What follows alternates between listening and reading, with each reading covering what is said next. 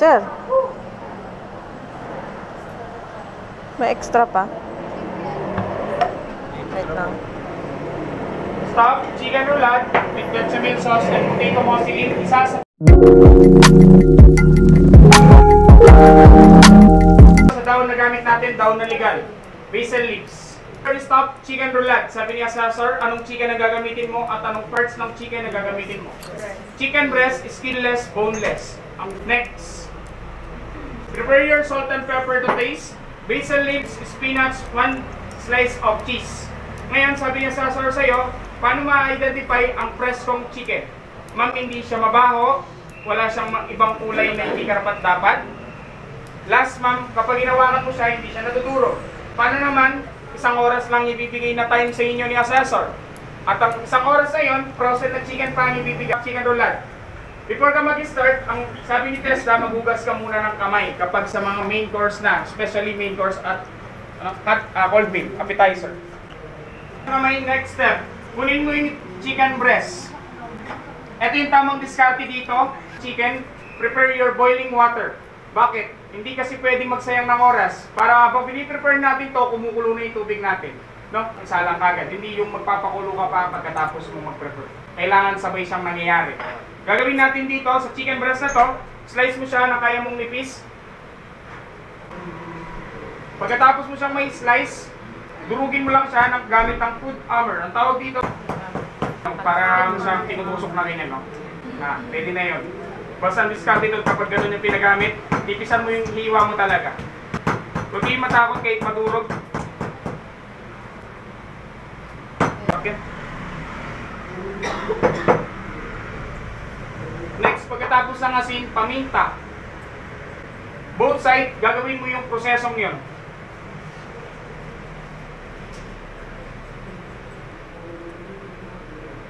Daon ng basil leaves. Kung may spinach, mas maganda.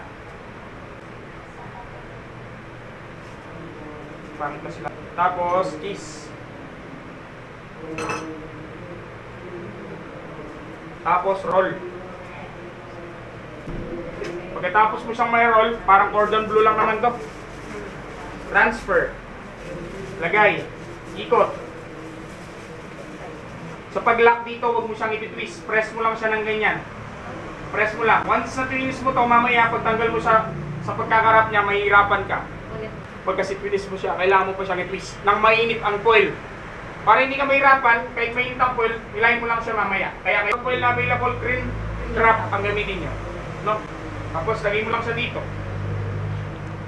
10 to 15 minutes, iintayin mo yon. Habang iniintay mo yon, gawa ka ng bechamel sauce at potato mozzarella. Pakibas, pag hindi mo siya nalambot na, sabay mo sa chicken. 10 to 15 minutes, lalambot naman siguro to sa ganong katagal na kahabang oras. Next, kung magamit, para hindi kayo masayangan ng oras, gagamit lang tayo ng tinidor. Si tinidor, kapag ganun na yung sponge banlaw, okay na. Ito kasi maraming butas, maraming kalilitisan. Kaya iwan.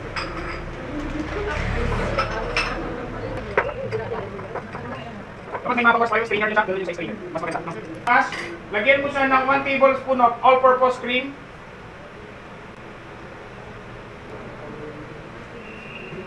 Dami ng 1 tablespoon. Sayang lang kasi. Tapos, 1 tablespoon din nito. Diba? Tansya. Tapos, 1 tablespoon din ng butter. KFC. Pag nasa Jollibee ka, ang tawag dito, spices. Nutmeg, salt and pepper. Andun siya sa chicken. Butter, gatas, fresh milk or evap, pwede. Tapos, ganito yung tamang discard dyan para may avoid yung aftercare. May aftercare kasi na tinatawag yung mga assessor. Para hindi na kayo maghugas ito kung may available na prime na to. Once na may kasama mo, hindi pa sila lang gawa, huwag mong kunin lahat ng lutuan. Maawa ka din sa kanila, maubos. Pag maraming available na ganito, nakawali, prepare mo na kagad dito. Dito na natin siya i-prepare. 1 tablespoon of all-purpose cream. Ganun. Diba? Gatas ng ina. 1 tablespoon din ng butter. Mas maraming butter, mas masarap. Nutmeg.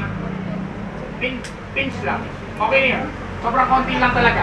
Pampabango lang kasi yung nutmeg. Pampabango. Tapos sa sinayo mahulog. Tapos paminta. Ito na yung ating bechamel sauce. Isasalang na lang mamaya. Ang pagluto niyan sobrang bilis lang. Para saan ng toothpick, sabi ni Assessor, ma'am, para po may check.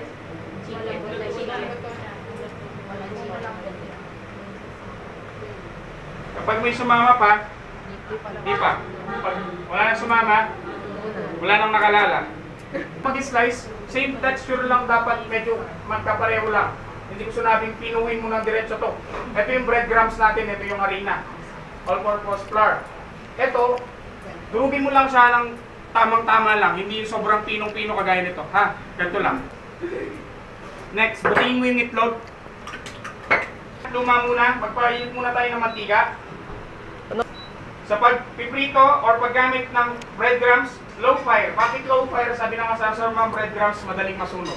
Ang ibig madadala nito na nakaprito na, ang kailangan mo na lang, abisaduhin yung ingredients niya. Sa paggamit ng breadings, muna lagi ang harina. Tayo din ng prito, di ba? Tapos itlog.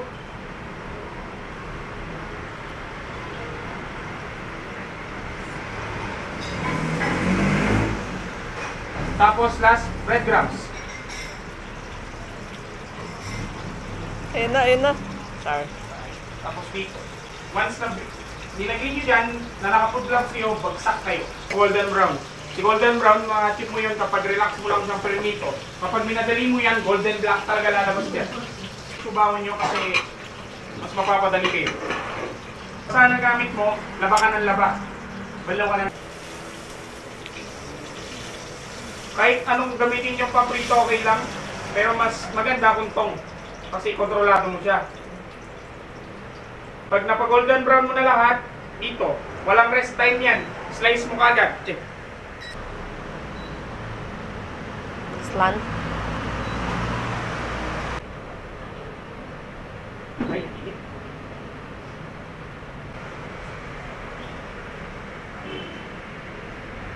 I-arrange mo lang siya. Next na gagawin mo, salang mo itong mismong bechamel. Bechamel sauce. Ayan. Tapos, lutuin mo siya ng kaya mong bantayan. Mas malakas na init, mas makabilis makasunog, mas mababang init, mas safety ka makakapagluto. Diskarte mo pa rin ng masusunod kasi ikaw gagawa nito. Once na sinunod mo yung mabilis, malakas ang apoy, siguraduhin mo huwag kang masusunugan ng gatas. Lalong-lalo na yung dito, butter. Malalaman mo luto na yung bechamel sauce mo pag medyo brown-brown na siya ng konti. Ang maamoy dapat ni Assessor dito, nutmeg na may konting amoy ng butter. Kapag naamoy, bechamel. Pero bechamel na lang, para kayo manig. Bechamel. Pilipino. Kapag ganyan na yung kulay niya, luto na yan. Next na gagawin mo, toppings mo siya sa mismong chicken.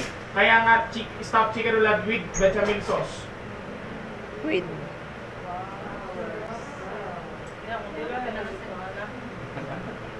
Tapos, kuha ka. Ice cream. Yun lang. Diyan mo lang kinikinena. Stuffed chicken roulade with bechamel sauce and potato muesli.